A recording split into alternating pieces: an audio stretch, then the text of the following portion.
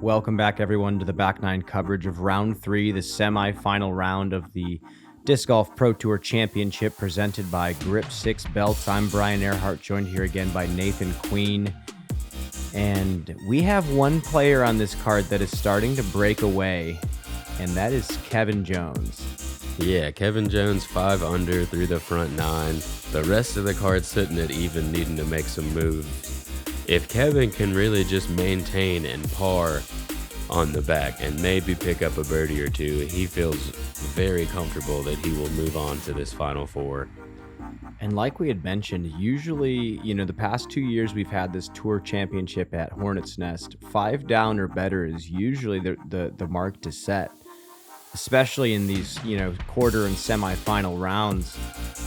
Kevin, like you said, if he just maintains, he's at that 5 down mark. The back 9 has a lot of tight gaps that you have to hit. And as long as he can move through that, he'll be fine. We still have 3 players at even, and there's still plenty of room to be made, or plenty of work to be done here.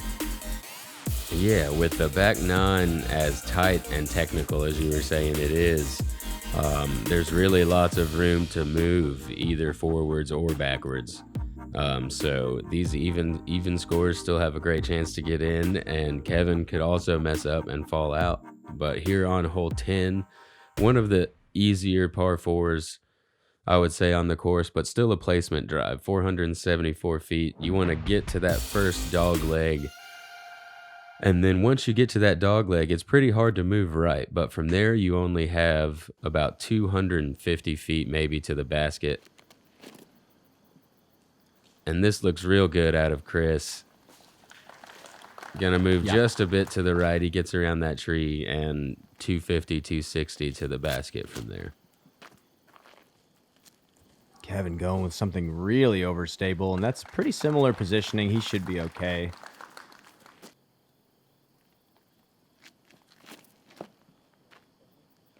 That actually looks very solid from Nikko. Yeah, going a bit more stable there. That could be inside, but there's some lines inside as well. Yes.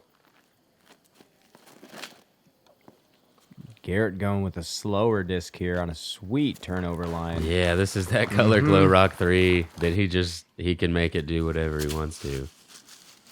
Go in. Yeah, go in. Thank you. I guess a park job is almost as good. Didn't quite go in, but tap in birdie, that'll work. And here's Chris. Soft putter. That's going to be another birdie from Chris. Yeah, great shot from Chris. Nikko from just a bit inside, but as you can see, that one tree to miss in the middle. And he's left it just a little bit short. That's not exactly what he was wanting to do, but he still has a good look for his birdie. Again, color glow rock 3, Sonic. We got a nice 5-speed, 1-speed combo, and there's a birdie for Garrett. Nikko high right on the step putt. Yeah, I think that had just a bit too much power on it. You could tell he was really putting everything into that one, and just a bit too much. So Garrett and Kevin are going to be going, or Chris are going to be going under par, given that Chris hits this. And it's a great way to start the back 9. Yeah, and Kevin going further under par to 6 down. And you really do want to get the birdie on this first par 4 on the back, because after that you move into a much tougher par 4 and then a longer par 4 that's hard as well. But here on hole 11, 651 feet, you really just want to throw it straight. If you can get to here, then that's going to give you a great play for par. If you can get to about right here, that's when you're going to have your opportunity for a birdie. Yeah, one of the tougher par 4s on the course. Again, distance is so crucial out here if you want to even be close to a position for birdie. So these late flipping driver shots are what players are going to be doing here if they really do want the birdie. And Chris Dickerson does need one here.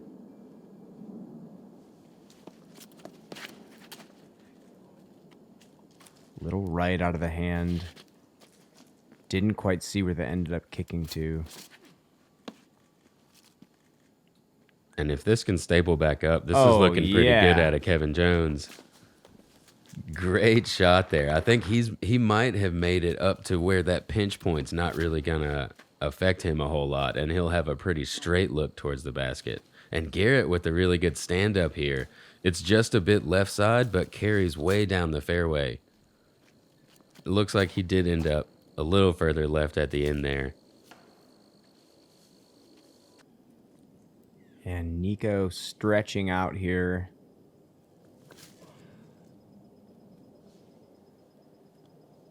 Wow, solid shot from his positioning. That takes so much coordination and balance. Yeah, that was like a kneeling patent pending, and he got full flex on that to get up there and still have a shot to save his par. That's an incredible scramble shot.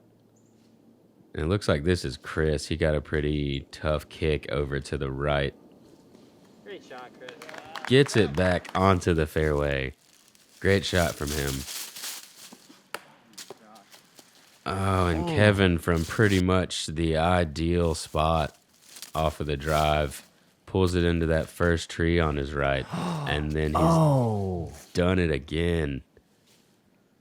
And he still has a decent ways to get up and down for his bogey now. Sounds like Garrett finding some struggles over there on the left as well. And Nikko did end up a bit here on the left after that really great flex shot. He's thrown another incredible scramble shot. Just misses that last tree, and that's one of the better pars that you can get on this hole. Yeah. You're not going to see 2 scramble shots on hole 11 out here and see a par the majority of the time.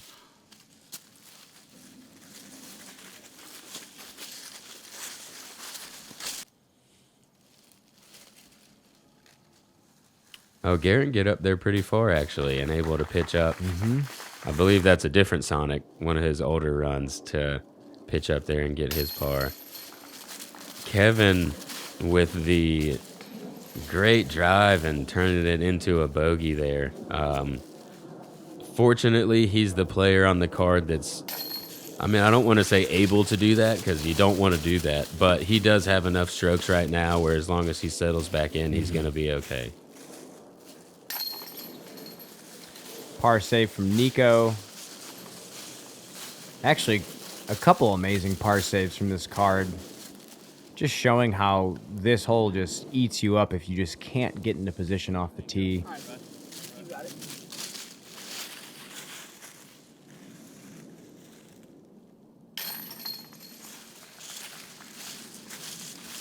And you see Kevin 5 down, Chris getting to under par, and Garrett under par as well. Moving on to hole 12, 819 feet. One of the more open shots you get to throw after you've been throwing these wooded shots. You kind of have to open up. You want to push to about where these yellow poles are and stay on the left side of the fairway. If you get on the right side, it pinches off your angle to get into this gap right here far enough to push towards the basket. So another one of the tougher par 4s that we have. It's hard to get in the right landing zone, and once you do, you still have to hit this gap late and push through the woods.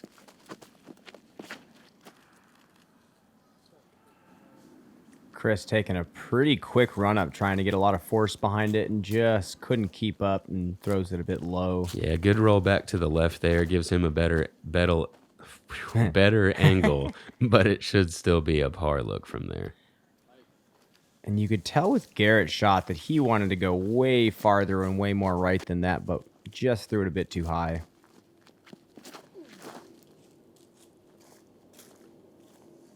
Ooh. This is looking great out of Nikko if it catches a little bit of fade. That is huge. Yeah, he's down there past those yellow poles. That's well over 500 feet. Blue D2 from Kevin. Almost gets to flat. And also a massive drive. He gets down there over 500 feet as well. Just a little bit on the left side. We'll see how bad that affects his upshot from there. And Chris, I said he was out of position and would be playing for par. thankfully, he has proven me wrong because that was an incredible shot. It's a very tight canopy to penetrate through. Yeah, you can't see the gap from where he was at. There's no way. I mean, there's a big pine tree that you can place it, but you can't see the gap that you have to hit. That was an incredible shot. Yeah, a lot of what these players are doing, they're picking a reference tree at the front of the gap, and they're trying to, bend one right in front of that to at least give them some idea of where they're going. And Nikko's thrown a decent shot, hits a root, and doesn't quite get a slide.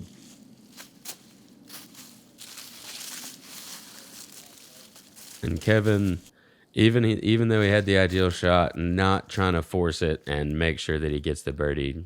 Good play to get his par.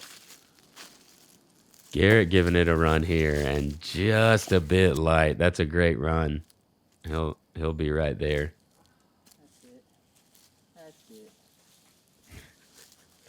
Again, Nikko knew out of his hand. Not quite what he wanted. But he's still got his par look here. And just a bit of a bland round for Nikko so far. Yeah, lots of pars there. So he's still, he's not taking himself out of it, but he hasn't pushed himself forward yet either. And Chris getting on a bit of a run here after those bogeys. He's getting under par and starting to give himself a chance to move on.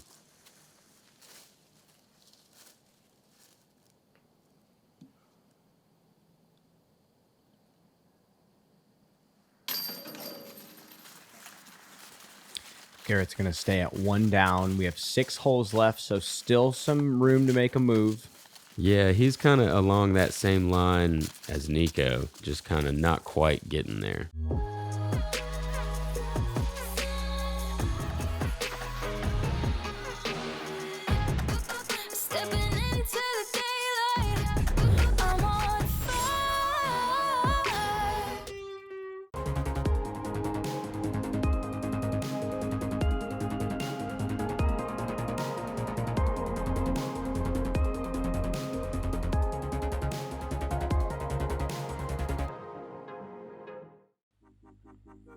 Hole number 13 is a 419-foot par 3, subtle dogleg to the left. And the big trick here is the fact that although it does dogleg left, the slope of the fairway also goes downward and to the left. So any shot coming in with too much pace and too much hyzer is going to skip down the hill.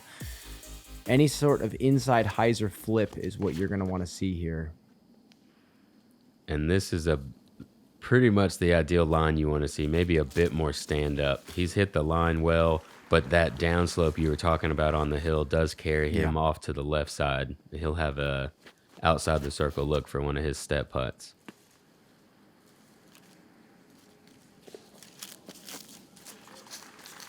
And Garrett, similar. I think he would have slid a little straighter, but he caught the base of that tree, and he's going to be in about the same spot as Chris there. And Nikko kind of has the idea, but just a little short yet again. Yeah, he kind of hit the upslope of that hill. If it would have been about a foot higher and caught the downslope, I think he would have carried on down there. Kevin Jones, again, not quite getting off the tee how he wanted to. See if he can use... He likes it. What an incredible scramble shot that he had there. He was only 60 feet off of the tee, so still 350 feet away.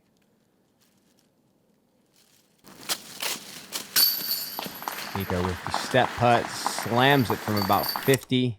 Getting one to fall finally. He's been a little bit low, and then last time had a little bit too much right on it. Dead center on that one, and he was ready to go get it. Great putt there from Nikko.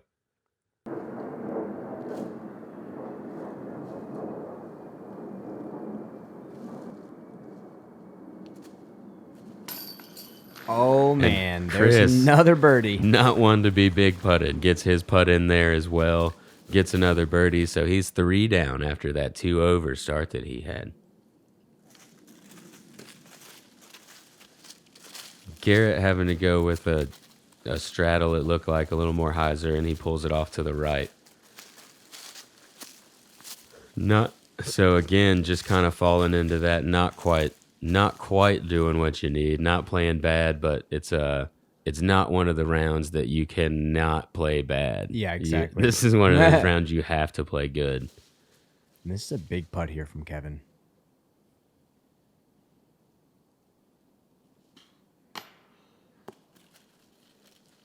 Just off the tray, and that's going to be a bogey for Kevin. Yeah, after that great scramble, that's gonna, you can see tapping in there. That's a little deflating. Moving on to the next hole that is not necessarily a birdie hole either. No.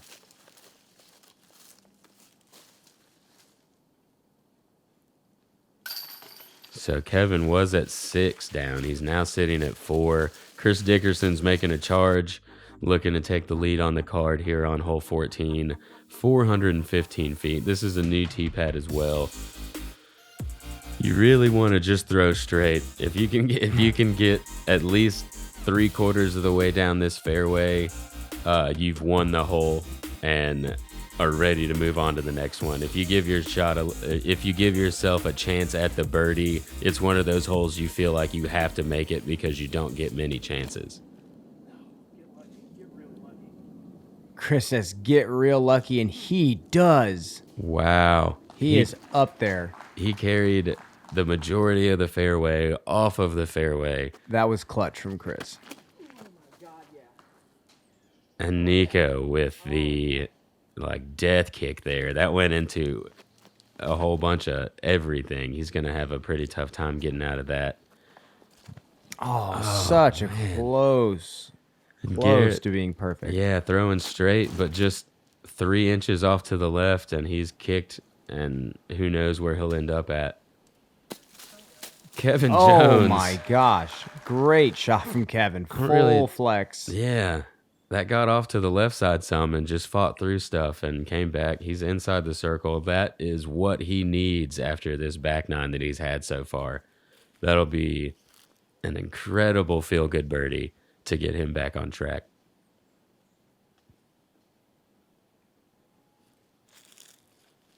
This must be Nikko over here.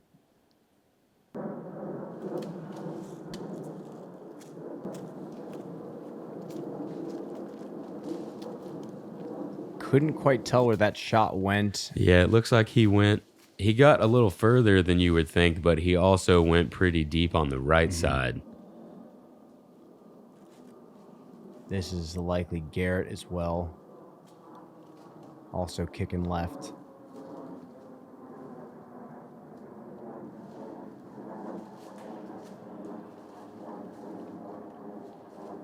And you can tell how thick it is here. You can't even see these guys. The camera guys didn't want to go in there because they wouldn't be able to see past where the guy threw.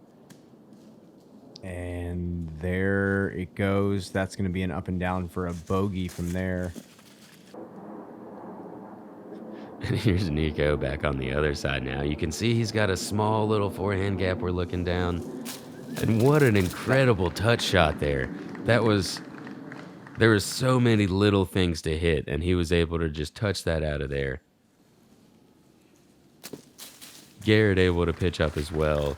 4s are not what you need, especially from those two players. They're behind on the card, and it's looking like they're not quite going to move on, especially with these bogeys here. Kevin Jones, though, he's getting his birdie after that bogey on the last hole, knowing that he's taken strokes on probably at least 10, if not more, of the 12 players here. Exactly.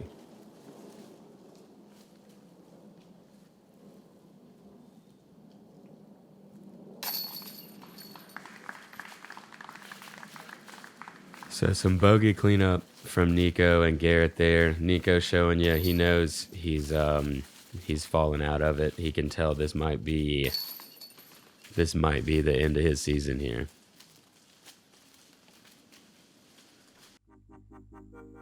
Moving into hole number 15, the gauntlet hole, 321-foot par 3. I mean, we're watching the drone fly through this gap, and I'm guessing the drone flyer has also had some challenge hitting this gap as well. Really just throw whatever hyzer flip you have or some sort of flex sidearm. Give yourself some sort of chance at the birdie, but Yeah, if you've got a really smooth forehand or a good lefty pull through, you might be able to throw something flat rather than that hyzer flip. And you see Kevin Jones there standing it up just a bit. That's a great kick. Yeah, getting a good kick to stay inside the circle. And you see Chris here, he's way on the left side. So going to go aggressive hyzer with something stand up. Oh, man, that's perfect. And he has put it pretty much underneath the basket.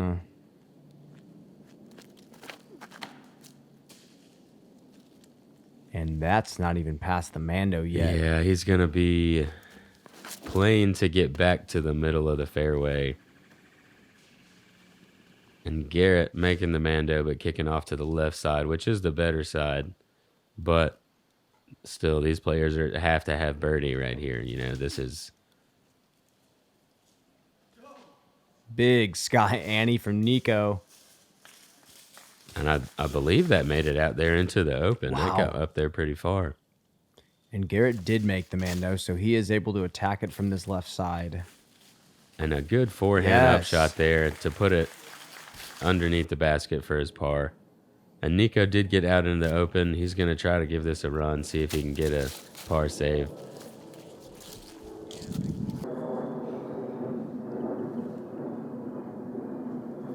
So birdie, this is for back-to-back birdies on 14-15. That's a pretty tough little birdie stretch. That is a huge putt from Kevin. He's going to move to 6 under par. He knows where he's at on the leaderboard, and he does not have to play the last 3 holes as aggressive as he might have to if he was sitting around Chris Dickerson's spot. Yeah, with where he's at right now, if he pars out, he knows he's going to be pretty safe.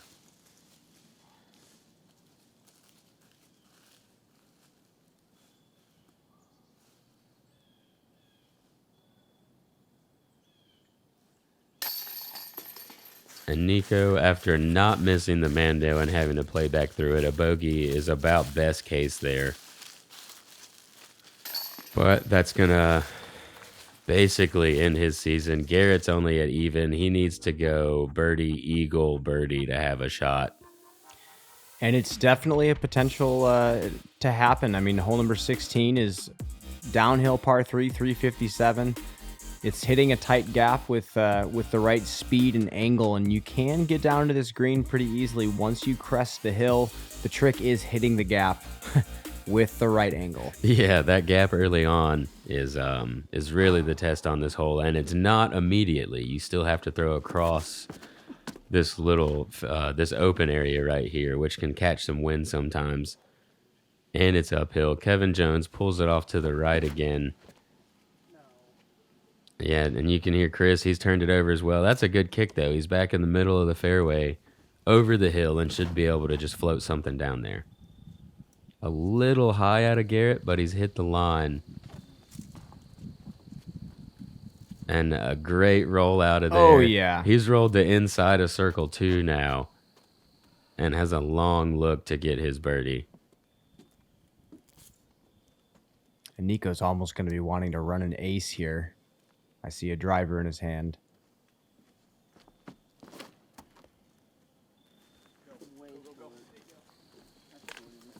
And he hit the line, left it just a bit short, as you heard him say. He needed a little more power on it because he throws that stable plastic. Wow. Kevin Jones, after hitting early right, kicking out into the middle of the fairway, hits the flex shot down the left side, which is much tighter than what you see them go for on the right side, and is able to get down for a par save. Garrett trying to hyzer it in there on a strange angle. Gets the right distance on it, just not quite there.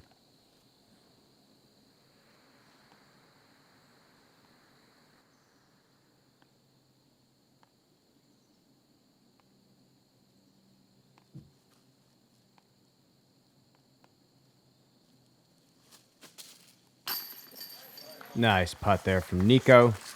Yeah, Nikko just trying to get some birdies to finish the season out strong here. That gets him back to even.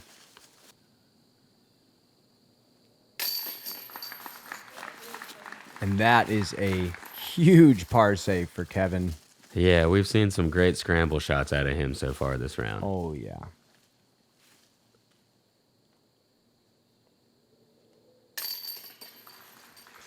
And Chris able to save his par. He's 4 down.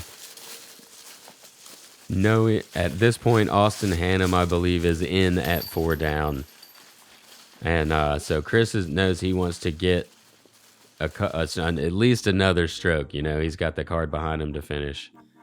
And then they have a decision to make on hole number 17. It's a par 5, 727 feet. We did see Ezra Adderhold eagle this hole in the first round. But really, if you're looking for the birdie, you do not have to bite that much off the tee here. Yeah, great landing zone right here if you're just looking to get the birdie, or even shorter, because that second shot, you could throw putter and get to this landing zone right here to have another putter or mid-range shot up to the green for your birdie look.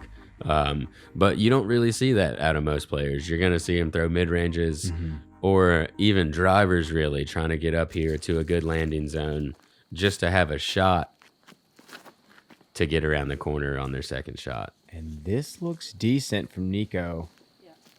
Just skips off of a root and kicks right. Yeah, that had enough stability. If it didn't hit that last thing, it was going to skip back left. Oh, and Kevin was going with the mid-range safe shot and still gets kind of a rough kick. Yeah, it looks like he's had a bit of issues off the tee this round, but he is still scrambling well and scoring well.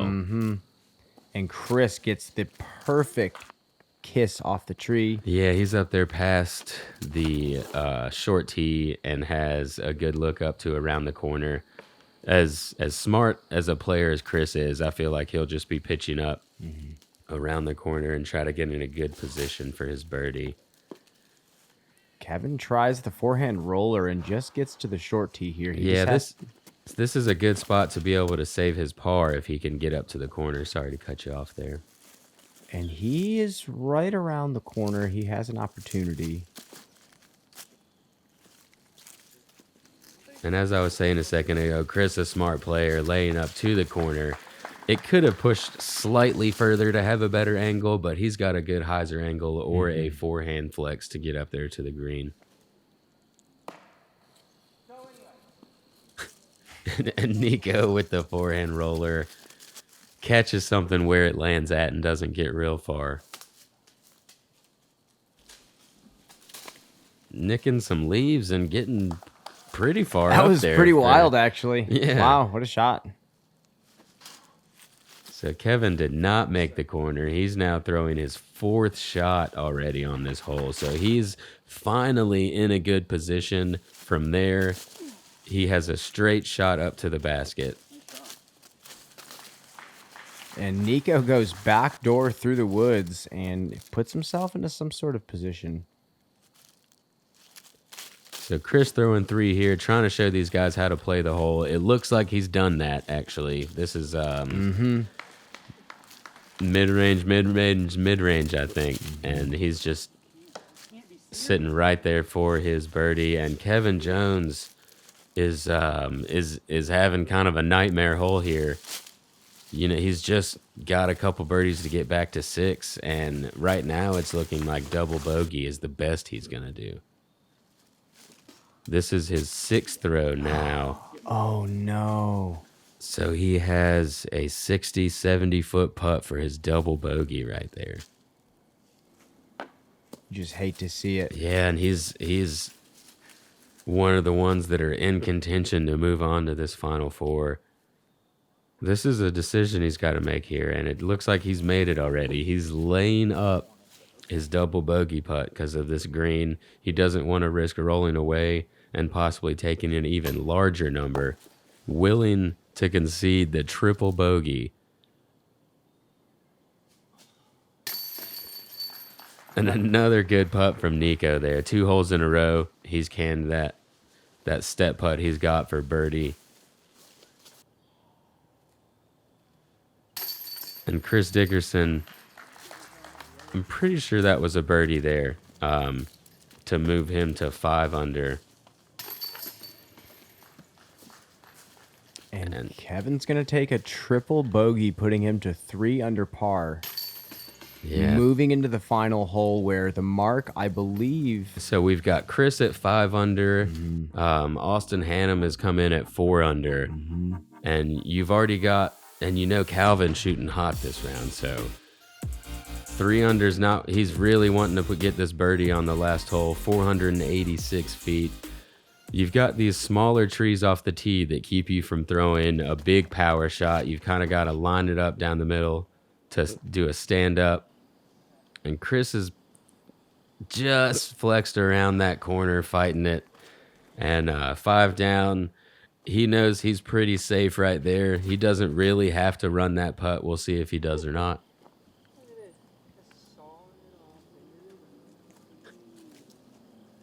And Nikko didn't quite get the stand up he was wanting on that. Stays out of the rough stuff though, and he can run that if he wants. But he knows, you know, the season's over for him and Garrett here on this hole. This is just kind of, it's a weird feeling because it's not a normal tournament round. You know, you don't normally finish on 18 where it doesn't matter. So these guys are just trying to get out of here.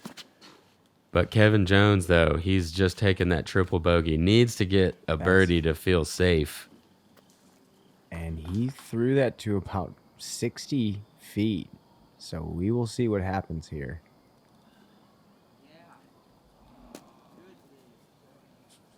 Giving it a good bid. Had the height just a bit right side.